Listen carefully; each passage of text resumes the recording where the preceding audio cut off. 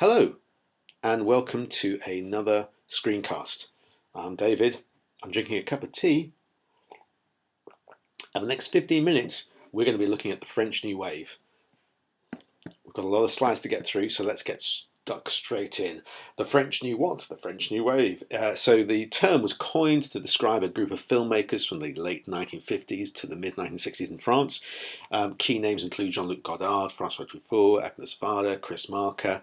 They had a massive impact on filmmaking across the world. They challenged the tradition of quality established by the French film studios.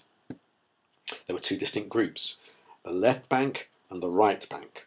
The right bank were largely made up of writers from Cahiers de Cinema, a journal that tried to bring academic and aesthetic credibility to cinema. So they were trying to encourage audiences and filmgoers to view cinema as an art form in the same way that people viewed great paintings or great works of literature or great pieces of music as art, and to treat cinema in that way rather than viewing it as something that was simply mass-produced and churned out without thinking. The left bank was slightly older, they were more experienced filmmakers, they'd been involved in documentary making, and they tended to see film as an extension of art. So they were very wired into artistic movements across Paris. Paris, in many ways, was the centre of the cultural world, or the centre of the cultural world in Europe, anyway. And they often collaborated with each other. So these two groups were not in conflict. Sometimes the left bank and right bank, it sounds like they were in opposition. They weren't at all. So, for example, Cahiers de Cinema openly supported the left bank and encouraged people to look at their work, and the left bank were keen advocates and users of the auteur theory. So the two were complementary. It's not that they were in any way conflicting. So I've used that word aesthetics. Let's just quickly think, what's the word aesthetics mean? So it can be defined as a study of the nature of art. And in our case, we're talking about cinema, of beauty and art and cinema, of why certain aspects of film can be considered more beautiful than others. So all the things that we've done over the duration of our film studies course, looking at the way in which we analyse film, the way in which we look at shot compositions, the way we look at lighting, cinematography, we look at the choices a director makes, all of those things boil down to the aesthetics.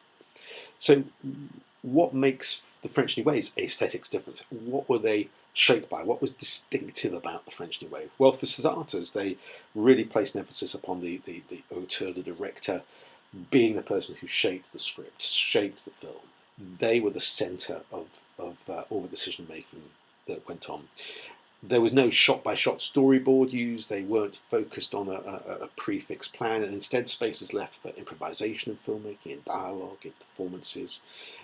Natural decor, natural locations are chosen over film sets. They didn't have the money. One of the points that lots of people have made about the French New Wave is that the choices that they made were often a result of necessity, because they just didn't have the money to do these things, but that actually necessity generated something that was distinct, that was special, and that went on to be the very thing which we can now look back and say these are distinctive qualities of the French New Wave. A minimal crew is used. Again, we're going to come back to this point later on, but that's directly linked to the growth of new technology and giving film directors more choices. Direct sound, wherever possible, was recorded at the moment of shooting. Interestingly, that's not true of Breathless, and there's a couple of other things that aren't true of Breathless. New, more light-sensitive film is used to allow cinematographers like Raoul Coulthard to avoid expensive and complicated lighting setups. Coulthard went on to shoot 15 feature films with Jean-Luc Godard, so he was a key player in the French New Wave. Non-professional actors are used where possible, although again that's not true of Breathless. And if professional actors are used, they're usually new faces, and to an extent that was true of Breathless. Okay, so quick think about the historical context. Remember, France was occupied by the Nazis during the Second World War from 1940 to 1945. American films were banned. So the growth of the New Wave is kind of linked to this post-war period. After 1945, American films were allowed in, and there was a massive backlog of American films that had been made in the early 40s, a little bit like Double Indemnity, and the French public suddenly had access to this American cinema that they'd been denied for 5 years, and certainly for young film goers like Jean-Luc Godard and Francois Truffaut, this exposure to American cinema after a period of not having that access was fantastically exciting, and it really got them hooked. They became cinephiles. They became these lovers of cinema. They considered American films to be more vital, more varied, more exciting than the post-war cinema of France, which they called le cinéma de papa, daddy's cinema. These films tended to be studio-based, and the tradition of quality. They relied heavily upon the script, were admired by many people, but Francois Truffaut and others thought that they were the enemy, that this approach to filmmaking was the enemy. This term, tradition of quality, then becomes a bit of an insult. It's a derogatory reference to films which relied too heavily on screenwriters and adaptations of literary classics. Cahiers du Cinéma. In its place, the Cahiers du Cinéma group argued for a different approach, one which rejected the idea of the supremacy of the script and instead celebrated the director as auteur, as artists. La politique des auteurs, or auteur policy, became a defining principle of both right-bank and left-bank filmmakers. So Cahiers du Cinéma was not claiming to have invented entirely the concept of the auteur. Rather, they were identifying things which they argued were already happening. So they celebrated filmmakers who, despite working in a highly standardized studio system, were able to give their films distinctive auteur signatures, much as an artist's work can be defined by his or her distinctive style. So painters have a particular style, composers have a particular style, writers have a particular style, and they argued that for filmmakers such as Hitchcock, Fritz Lang, Howard Hawks, that they had a particular feel, a look, that meant that you could tell it was a film from those kind of directors. And the fact that you could do that was evidence that the director had that artistic integrity, despite having to work in usually part of a massive studio chain that was churning out films. So New Wave cinema was also massively influenced by new technology, and we've seen this in other New Waves that we've looked at. So we looked at Hong Kong New Wave, we talked about Wong Kar-wai and the way in which he and his cinematographers experimented with things like the drop frame rate and the manipulation of film speed, that combination of slow-mo and fast-speeded film. Those kind of tricks are an example of the way in which Wong Kar-wai used the same kind of approach of experimenting with technology. But we can see that right in the birth of New Wave, with the French New Wave, that technology had a big impact on the growth of French New Wave. French New Wave films were usually made with a very tight budget, but the growth of relatively cheap, lightweight cameras and portable sound recording equipment meant directors could shoot with small crews outside the established filmmaking system. They could reject the filmmaking system of the French studios. They were influenced by cinema verite, a style of documentary making in Europe and America in the 1950s, which tried to reveal the truth behind the subject. We can see this documentary style in many French New Wave films. And as I say, this kind of embracing of new technology is true of most examples of New Wave cinema around the world. So this idea of observational documentary making, of trying to get to the truth through documentary filmmaking is very important. So the development of new and cheaper technologies allowed French New Wave filmmakers to experiment with production and with aesthetics. Jean-Luc Godard once commented that he wasn't making a new film so much as making film in a new way. And we're talking about Breathless, and this desire to experiment, to use technology, to push the boundaries, can be seen, as I say, in other New Wave cinemas across the globe, including Hong Kong New Wave.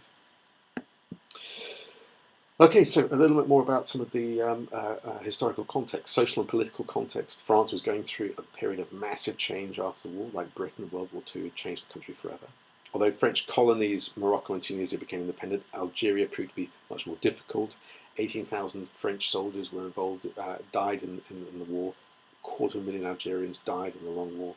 Many in the French New Wave, including Francois Truffaut, became aligned with the opposition movement against the Algerian War. We can see its influence in Cleo. So France was going through a period of change, of massive change, of people asking questions, challenging the establishment. And that's true obviously with the French New Wave in terms of cinema, but it's true across France and across French culture. So the legacy of French New Wave, well, it best summed up with this quote from Martin Scorsese: "Whether they're aware of it or not, all the filmmakers who have come since have been influenced by the New Wave. Their films gave you the feeling that you could make a film yourself, anyhow, with anyone, no matter what the story was. And you didn't need expensive material, famous names, or powerful lines. It was enough to go out into the streets and make a film, and that it would work if you had the courage of your convictions."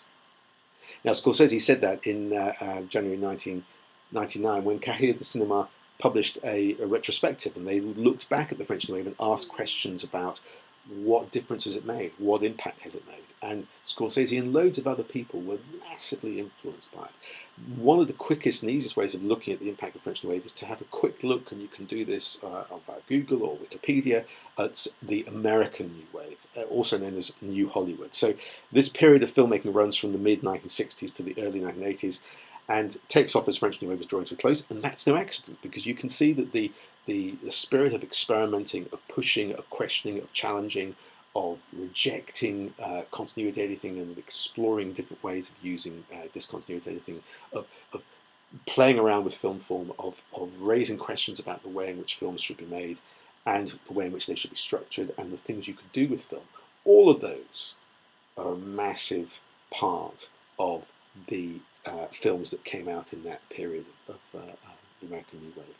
And the names of many of the directors are names that we still know today as names of people who are great filmmakers. So we mentioned Scorsese, but Woody Allen, Robert Altman, Milos Forman, Brian De Palma, Francis Ford Coppola, Roman Polanski, Steven Spielberg, and loads of others. So there was really this explosion of creativity in American cinema as a direct result of the explosion of creativity in the French New Wave. And it genuinely had a massive impact, not just in Hollywood, but in other parts of the world, in parts of Europe, across Asia. And this idea that cinema could be something different, that it could be about individuals taking the camera and going off and making the films that they wanted to make. And that we didn't have to be fitting into a straitjacket. And it wasn't all about big, expensive films and about mass-produced films. It could be about low-budget filmmaking, about the filmmaker as an artist, about the filmmaker as somebody who's producing guerrilla material, as somebody who's got a punk aesthetic to it. And that's really why French New Wave is so interesting, so important, and has had such a big impact.